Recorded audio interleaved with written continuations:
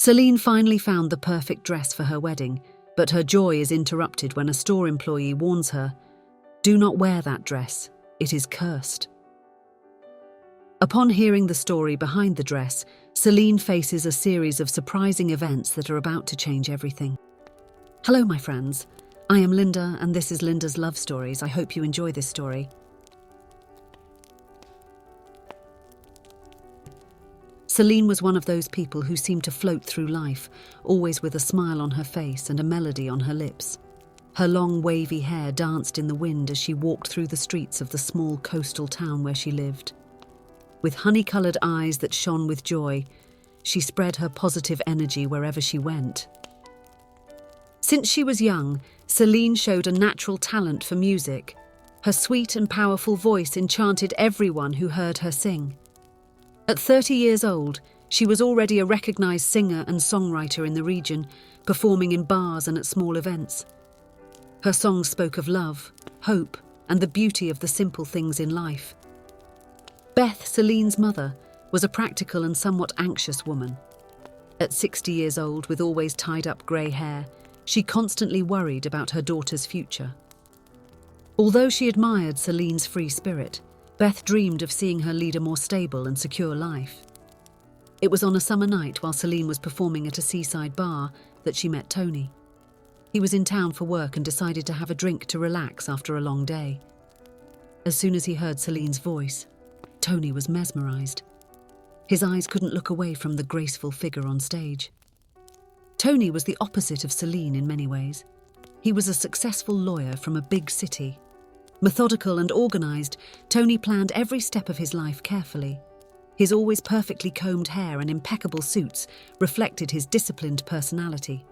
Despite the differences, or perhaps because of them, Tony and Seline fell madly in love. He was enchanted by her contagious joy and spontaneity, while Seline was drawn to the stability and affection Tony offered. After a year of dating, they got engaged. Now, with only a month left until the big day, Seline still hadn't chosen her wedding dress. Beth was on the verge of a nervous breakdown with her daughter's calmness. "My daughter, you need a dress. How will you get married with these colourful dresses of yours?" asked Beth, exasperated, as she set the table for breakfast. Seline, sitting at her mother's cosy kitchen table, laughed carefreely. "Calm down, Mom. I still have time. Everything will work out," she responded, biting into a toast. Beth sighed, looking out the window at the flower-filled garden she loved so much. "You always say that, Seline, but a wedding requires planning."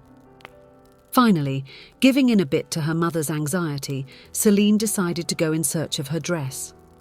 One morning, mother and daughter set off to the only bridal shop in town. The store was located in an old building in the historic centre, with an elegant facade and windows displaying stunning dresses. Upon entering, they were greeted by the soft chime of a bell and the aroma of fresh flowers. Seline walked through the aisles among the hundreds of hanging dresses, her fingers gently sliding over the delicate fabric. Nothing seemed to attract her. Her eyes scanned the dresses, but nothing caught her attention. Beth watched anxiously, suggesting dress after dress, but Seline just shook her head, smiling gently. "It's not this one, Mum. I'll know it when I find the right one," she said. When they were just about to give up, Seline spotted something at the back of the store. On a solitary rack, almost hidden in the shadows, hung a dress that immediately caught her eye. It was a simple dress, but of ethereal beauty. Made of pure silk, it fell in soft waves to the floor. The bodice was delicately embroidered with small pearls, forming a pattern that resembled sea waves. The long flowing sleeves gave the dress a romantic and timeless air. "This is the one," Seline whispered, her eyes shining with emotion. The saleswoman, a middle-aged lady, approached with a hesitant expression. "Ah, that dress.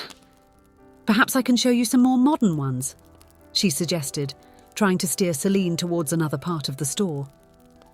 But Seline was determined. "No, I would like to try this one on, please," she insisted with a gentle smile. Reluctantly, the saleswoman agreed and took Seline to the fitting room. Beth waited anxiously outside, hoping they had finally found the perfect dress. When Seline came out of the fitting room, Beth was speechless. The dress looked as if it had been custom-made for her daughter. It accentuated her delicate silhouette and perfectly matched her romantic and dreamy personality. "Oh, my dear," Beth whispered with tears in her eyes. "You look stunning."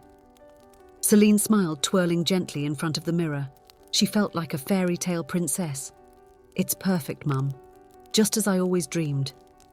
At that moment, another store employee, a young woman with red hair, hurriedly entered the room.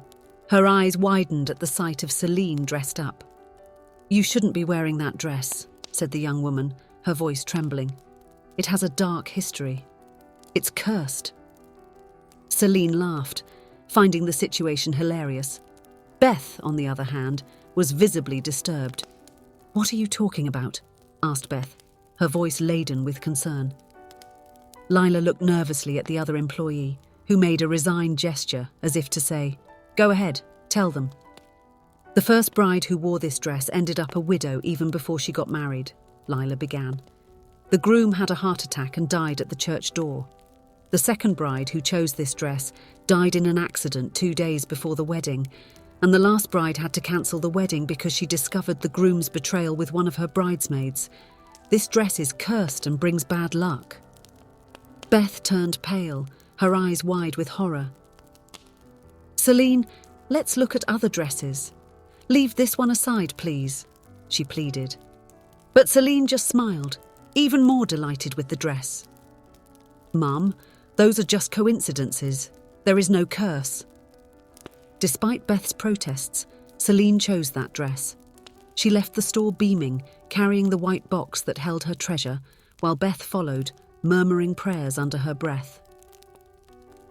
The following weeks were a whirlwind of final preparations for the wedding.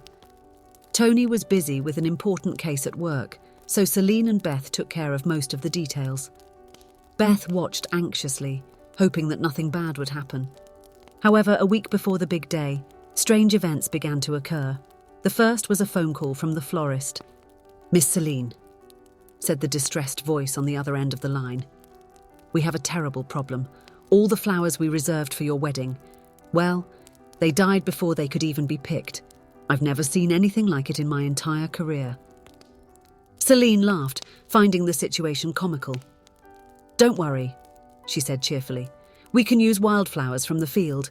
It will be even more beautiful and natural." Beth, who was listening to the conversation, felt a shiver run down her spine. "It's the curse of the dress," she murmured. 2 days later, an unexpected storm hit the town. The wind howled and the rain fell in torrents. The next morning, they received the news that the roof of the chapel where the ceremony was to take place had collapsed. "See?" exclaimed Beth. "It's a sign. We should cancel the wedding." Seline just smiled serenely. "Mum, this is just the universe giving us the opportunity to have an outdoor ceremony. I've always wanted to get married in a garden." The last straw for Beth came when the pastor who would celebrate the ceremony called to inform that he was hospitalized due to a severe allergic reaction. "It's the curse of the dress," shouted Beth, pacing back and forth in the room. "You shouldn't have chosen that dress. Look how many things are happening." Seline hugged her mother affectionately. "Mom, don't believe that. It's just superstition. Everything will be fine, you'll see." Meanwhile, Tony was dealing with his own challenges. His important case at work was becoming more complicated than expected, requiring long hours at the office. He felt guilty for not being able to help more with the wedding preparations, but Seline reassured him with her usual calmness. "Don't worry, my love," she said on the phone every night. "I'm taking care of everything. You just focus on your work and make sure you're on time to say, 'I do.'" The wedding week arrived, and it seemed that all problems had been resolved. With the chapel's roof collapse, they chose to celebrate in a beautiful garden on a rural property on the outskirts of the city.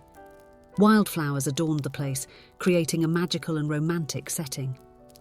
However, on the eve of the big day, another heavy rain left all the roads to the event location practically impassable. Beth was on the verge of a nervous breakdown, but Seline maintained her characteristic calm. It was Tony who had a brilliant idea. He contacted a local farmer and arranged for a tractor pulling a trailer to take all the guests to the wedding venue. The guests, laughing and having fun, boarded the trailer decorated with ribbons and flowers, turning what could have been a disaster into a memorable adventure. Beth, still nervous but starting to be infected by the general good humour, helped Seline get dressed at the farmhouse. The cursed dress fit perfectly, making Seline look like an ethereal vision. "You look beautiful, my daughter," said Beth with tears in her eyes. Maybe I was wrong about the dress." Seline smiled and hugged her mother. "I told you, Mum. There is no curse that can conquer true love." The most exciting moment of the day arrived when Seline made her grand entrance. Instead of an elegant limousine, she arrived seated on the back of a tractor, her veil fluttering in the wind and a radiant smile on her face. The guests clapped and laughed, delighted with the unusual scene. Tony, waiting at the improvised altar under an arch of wildflowers, felt his heart race upon seeing his bride. At that moment, he knew he was marrying not just the woman he loved, but someone who would transform every day of his life into a wonderful adventure. The ceremony was conducted by a friend of the couple since the original pastor was still recovering. The words were simple but filled with love and meaning. When Tony and Seline exchanged their vows, there wasn't a dry eye among the guests. The party that followed was a true reflection of Celine's personality. Live music, barefoot dancing on the grass, and laughter echoing across the field. Even Beth, who had spent weeks tormented by the supposed curse, found herself relaxing and enjoying the celebration. As the sun set, painting the sky with shades of pink and orange, Tony and Seline danced, lost in each other's eyes. "You know," Tony said, smiling, "with all these setbacks, I started to think that maybe there was something to this curse story." Seline laughed, throwing her head back. "Oh, my love, there is no curse that can reach us. Do you know why?" "Why?" asked Tony, curious. "Because we have a much more powerful charm protecting us," replied Seline, her eyes shining. "The charm of love."